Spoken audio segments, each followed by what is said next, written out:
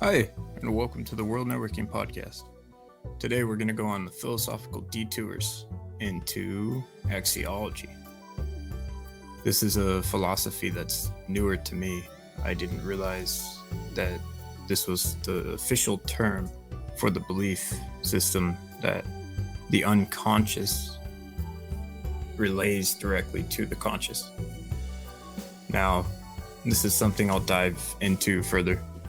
I wanted to start out with apologizing for the delay on a few of our postings.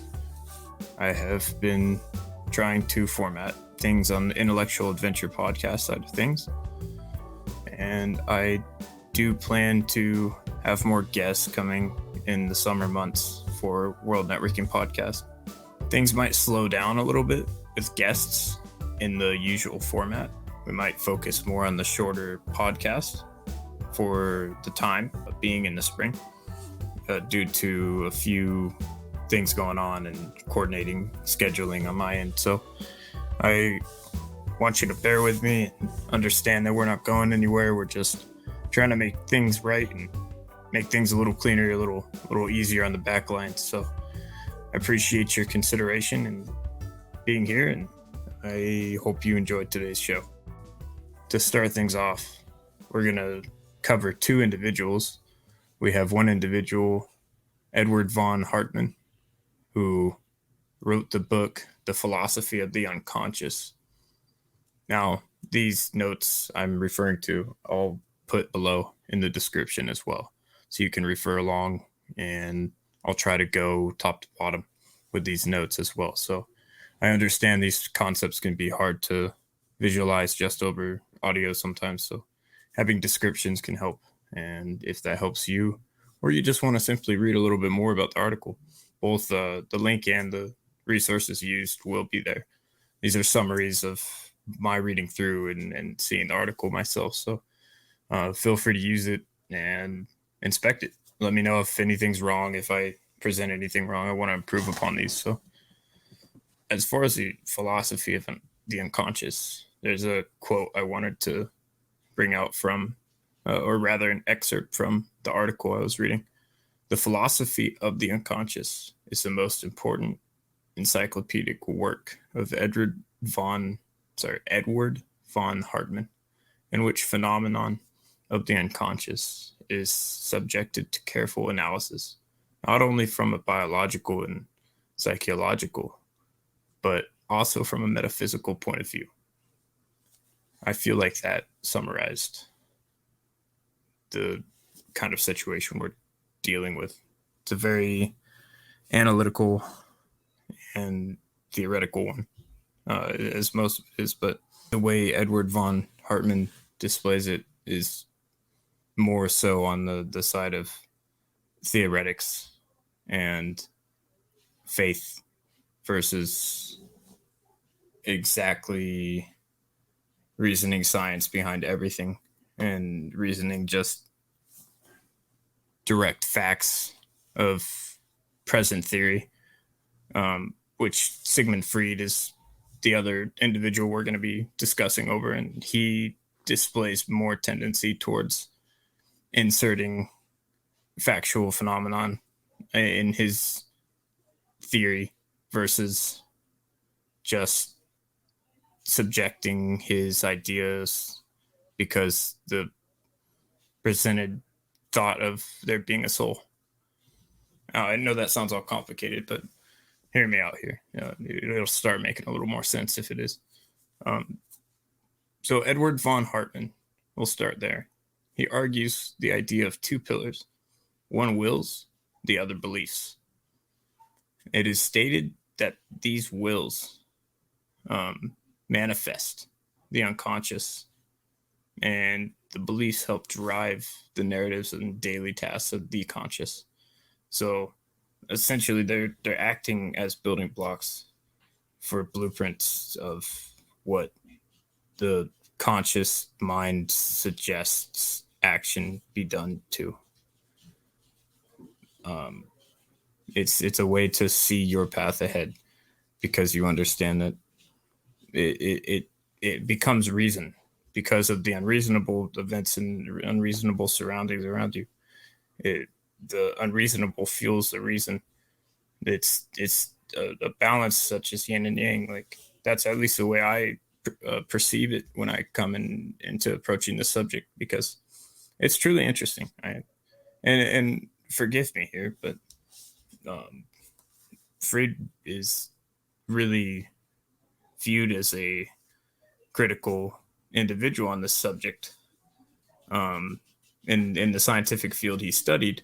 But even him, or even with how strict he was able to view the subject with the same stance at the end with Edward, when it came to the unconscious being the building blocks of the conscious.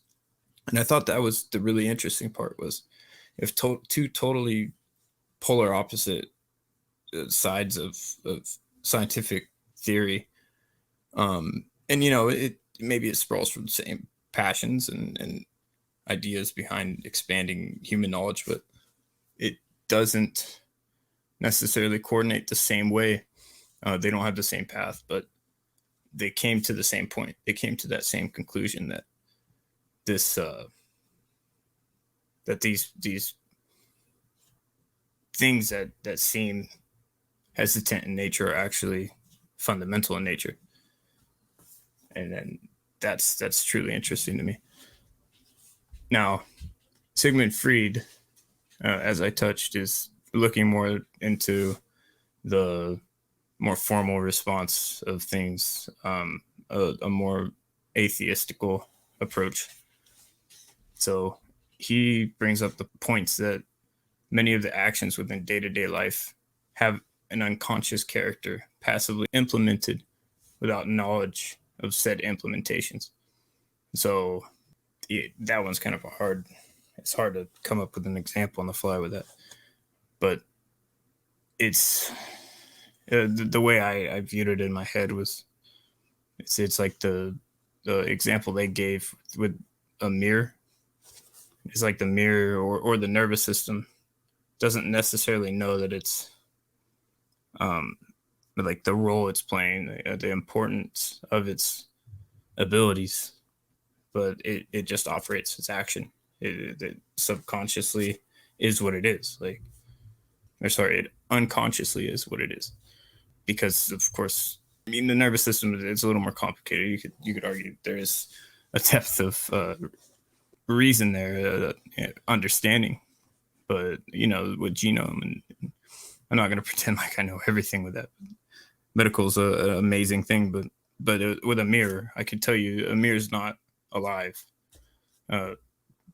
It's inanimate, so it wouldn't know that it's reflecting. Is the point, and that's the point. Is that's part of the unconscious experiences.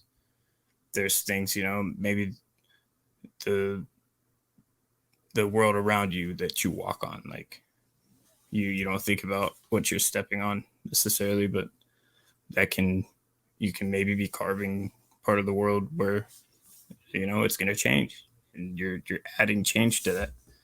So there's a lot of ways to spin it. It's definitely more of an atheistic point of view, a little bit more clear cut, so to speak, but not intrinsically less valuable.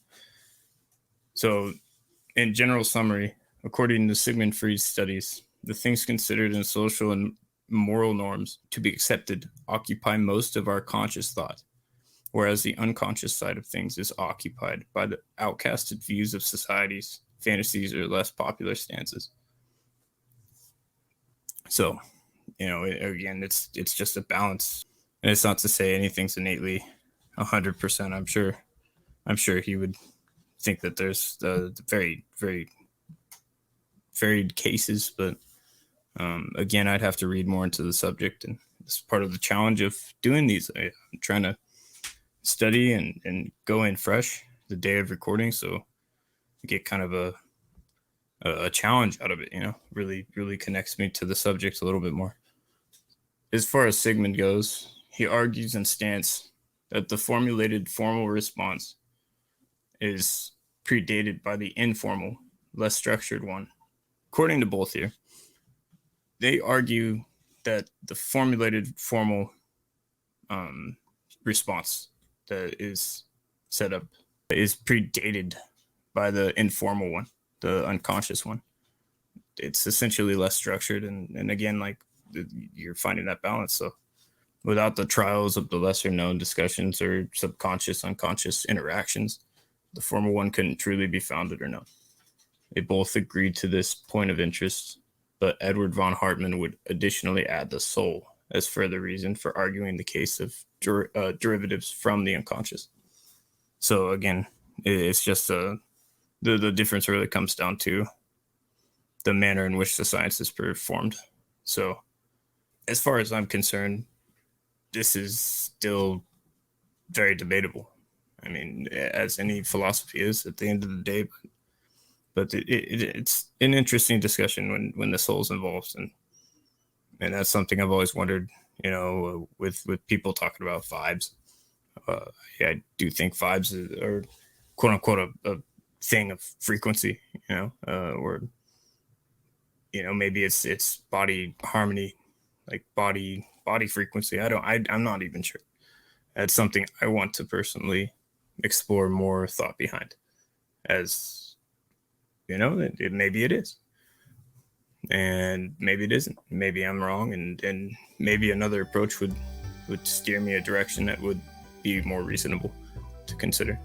So that's part of the fun of this. And this was a pretty deep one for being a small article. I posted that article link as well to show credit for this great resource that's public access. I really appreciate them posting this. Most of the resources to find this kind of article are paid through university, so having the summary with resource and things like that definitely validates the authenticity of the points and what's brought up from the two authors of their theories. So I really hope you guys enjoyed, and I hope to be bringing more pretty soon here. I need to restructure a few things in the intellectual adventure side. So it's going to be probably one more episode in the next 2 weeks, and then I'll probably take a 2 to 4 week period of brief intermission while I handle some business on the side. I appreciate your understanding, and I thank you for being here on the World Networking Podcast.